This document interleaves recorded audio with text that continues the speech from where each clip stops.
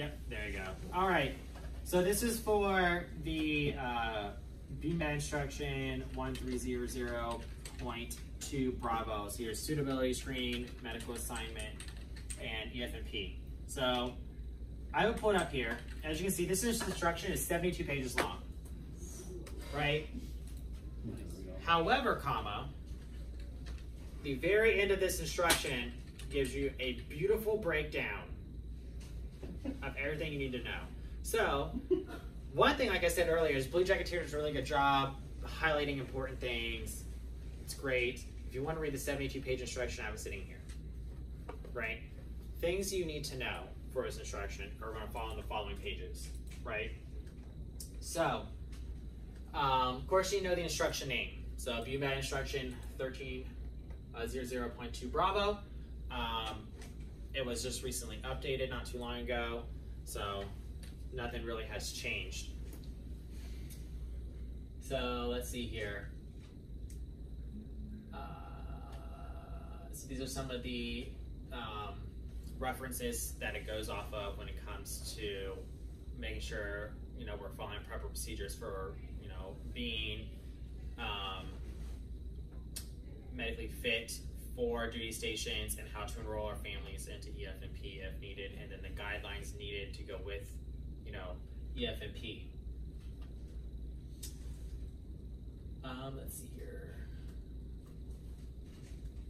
So different types of responsibilities. So NAV personnel is responsible for prescribing suitable screening policy, periodically reviewing the effectiveness of screening procedures, and assessing screening deficiencies and coordinating corrective actions, and then also maintaining the EFMP program. What is the EFMP program?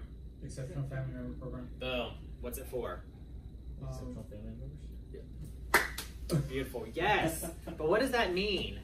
What so like if you have kids that have special needs, you have to make sure that they have the proper care wherever you're going. Right. What else?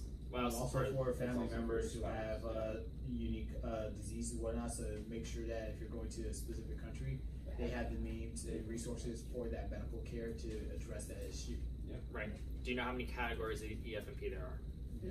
Nope. 4 or 5. 5. It's 5. I think it's 5. Each one dictates a certain amount of things up to the point to where you're homesteading, which homesteading means you can only go to duty station within a certain geographical area. Yep. There's a category, I think it's like category 4, where you have to be within 50 miles of a major MTF, and up to where it's like as long as you're in some type of region that has an MTF, you're good to go, right? So it's either go from very loose to very strict, right? Because that's how those things go. All right, forms, because we love our forms. Now first, 1300/16 is a report of suitability for overseas assignment. The next form is your medical, dental, and educational suitability screening for service and family members. And then your /2 is a screening checklist and worksheet.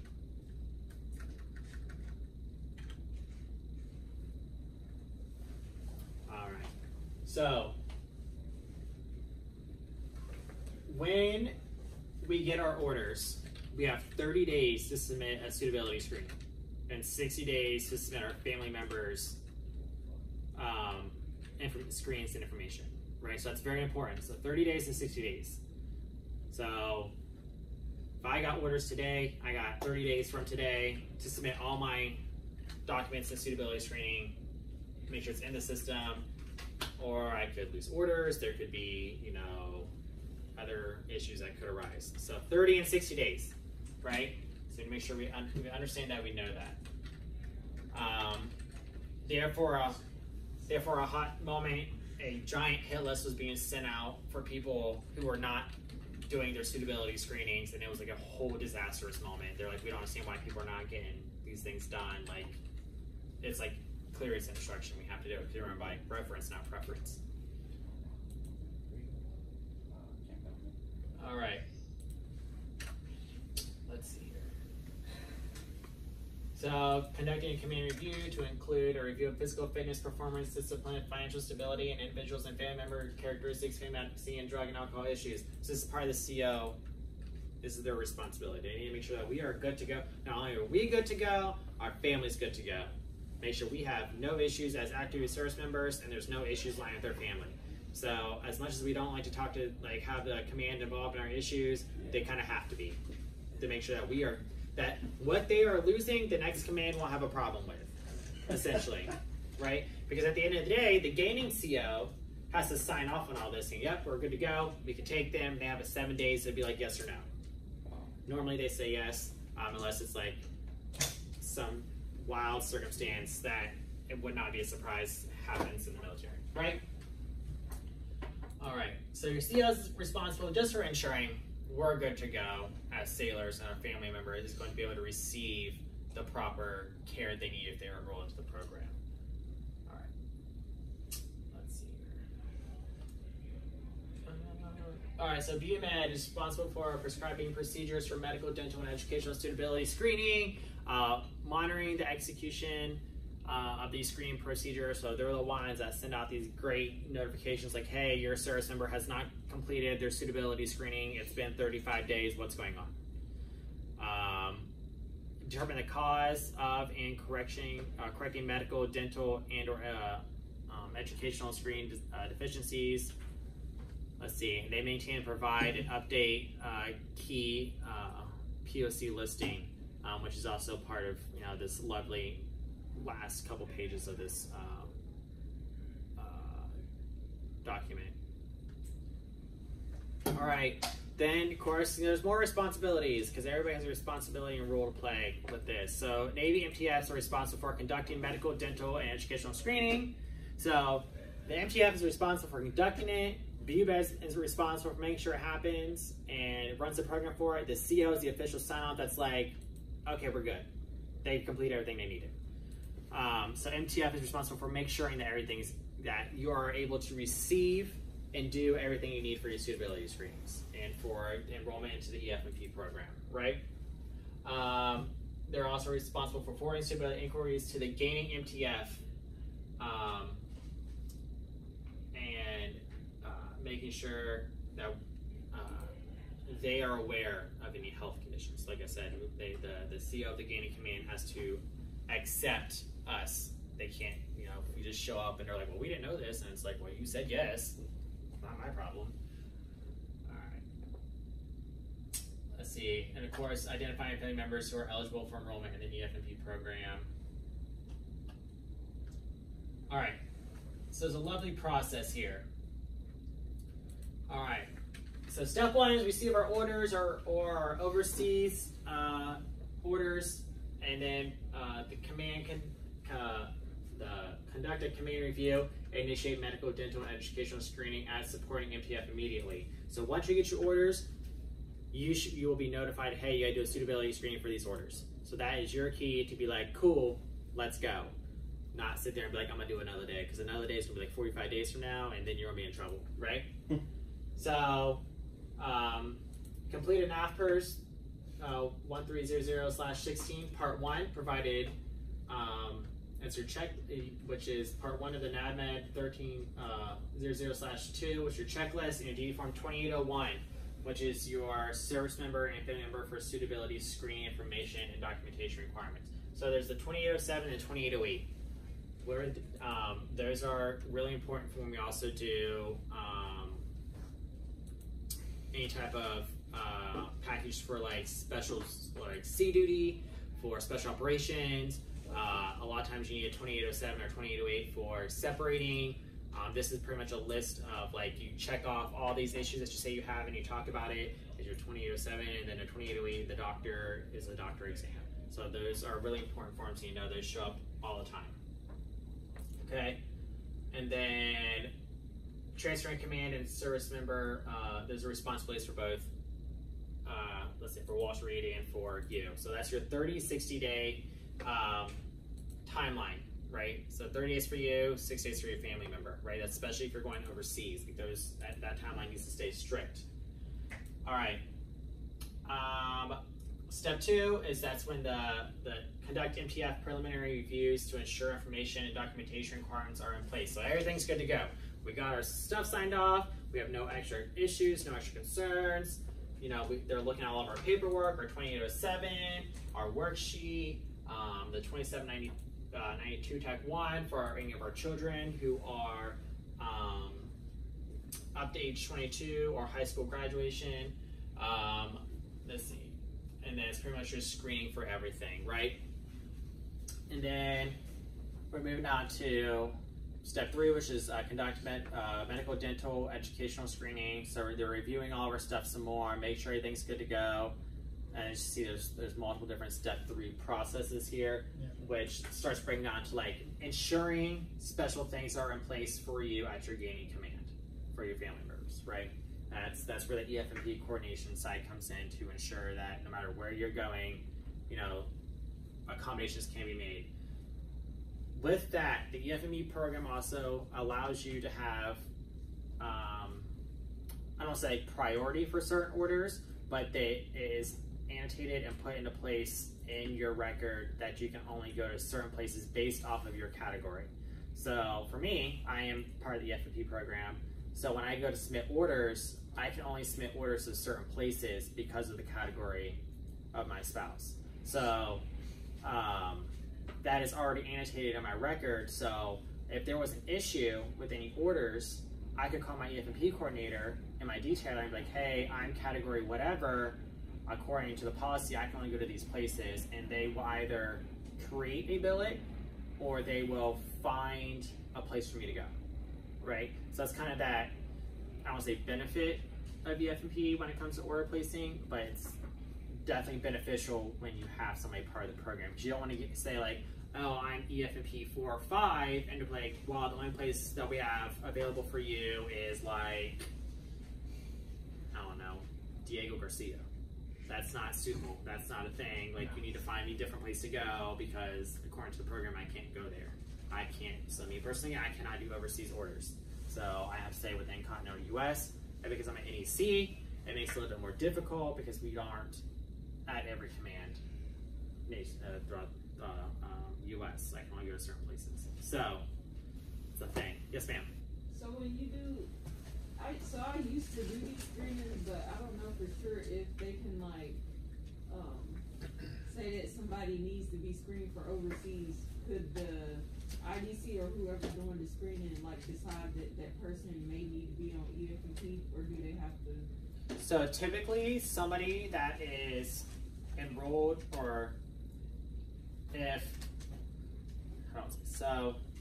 if you have a family member that has any type of special needs, either medical, educational, whatever, the moment they get to their first duty station, EFMP should be brought up so they can get enrolled into the program, because you can't enroll in the program while you're in DEP and all that nonsense. Usually it's your first command. So by the time you are up for orders and need to do suitability screening for anything, that program should already be set up in the service member's profile. Like, there should be no reason why somebody's, unless like a new onset of something happened where they're like, oh, well, you know, there's the FMP program, you should enroll in it, so that way, you know, you get the benefits you need from your next command. Because with the EFMP program, you also get a coordinator that, depending on where you're at. So like right now, I have an EFMP coordinator that sends me a whole bunch of emails that I really don't read and care about. It's fine. But if I PCS somewhere else, I get a whole new coordinator, and that's the person I would reach out to if I'm like, hey, I'm having issues getting orders, you know, what I need to tell my detailer, or how do I can work this with my detailer, so that way I'm getting what I need to be accommodating to, you know, my family member that's involved in the program. So that's kind of where, you know, you have to be responsible for not only yourself but your family members with the program. You know what I mean? So sure, you know, a lot of times people are like, oh, I don't want to do this because I want to make sure I can go someplace. Well, if it comes to find out that your family member has special needs or something, whatever, and where you're going doesn't accommodate, you can lose your orders because it's not accommodating to your family member, especially if their emergency happens, for example, and there's no, like if you go to like Rhoda doesn't offer the same, you know, let's say cardiology service that would here. Yeah. So if I had my family member had a cardiology issue, sure, Rhoda has a general, maybe a general cardiologist or an internist that might know something, but if it's a big issue, like that's not a thing.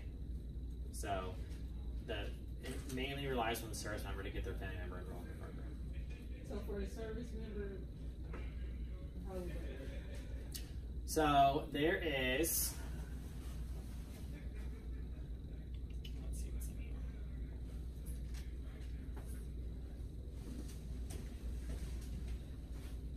Boom. Exceptional family member enrollment program. So there is at Fleet and Family is where normally the EFP coordinators are.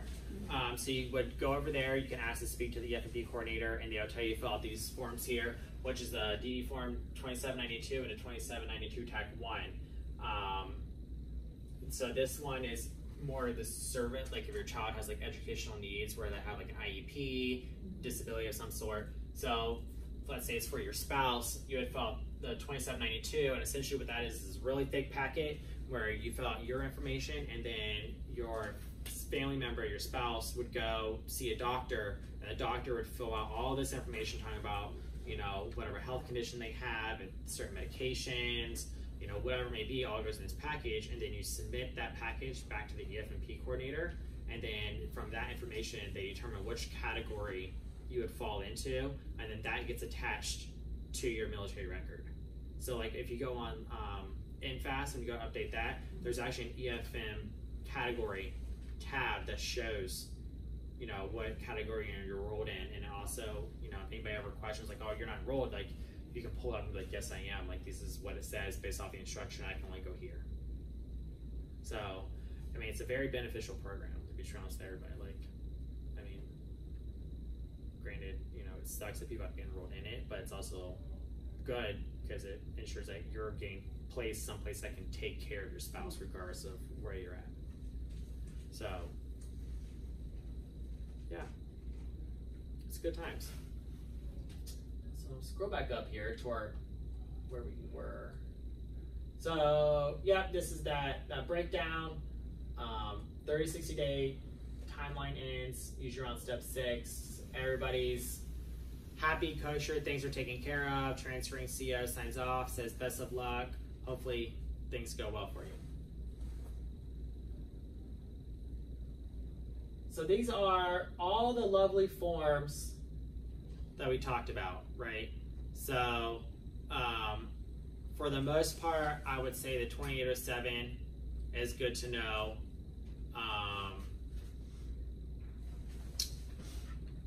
And then, yeah, these other ones, you know, they're good to know for like just your knowledge for when you're transferring, going to PCS and stuff. And then definitely the stuff involved with EFMP.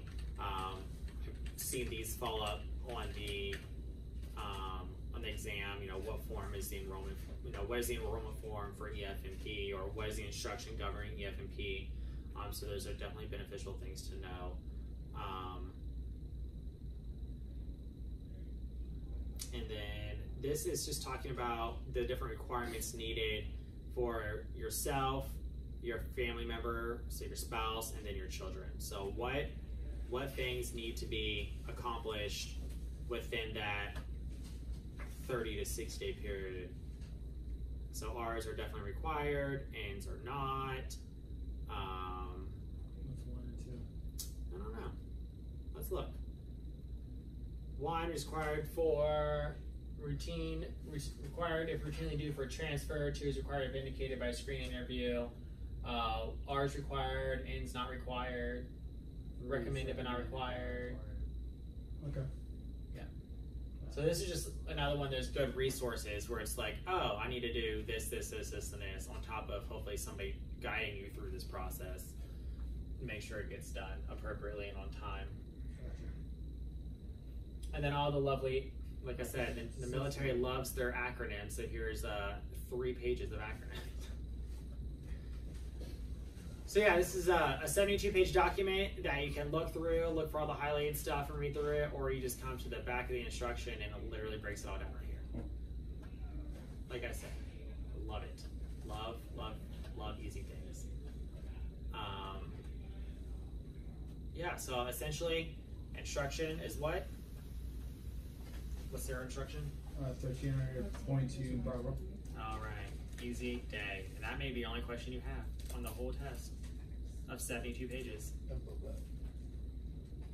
Lovely. There was some PowerPoints on here that I went through a whole bunch of stuff, and I was like, this is nonsense. We don't need all this.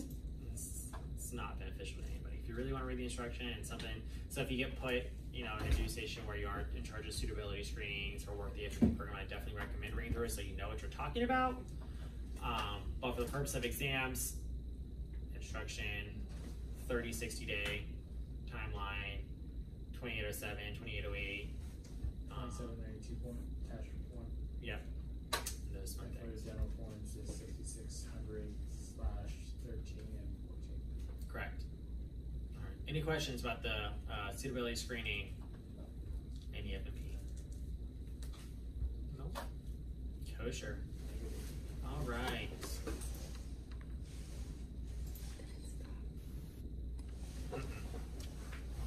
You were so close. I was. Careful.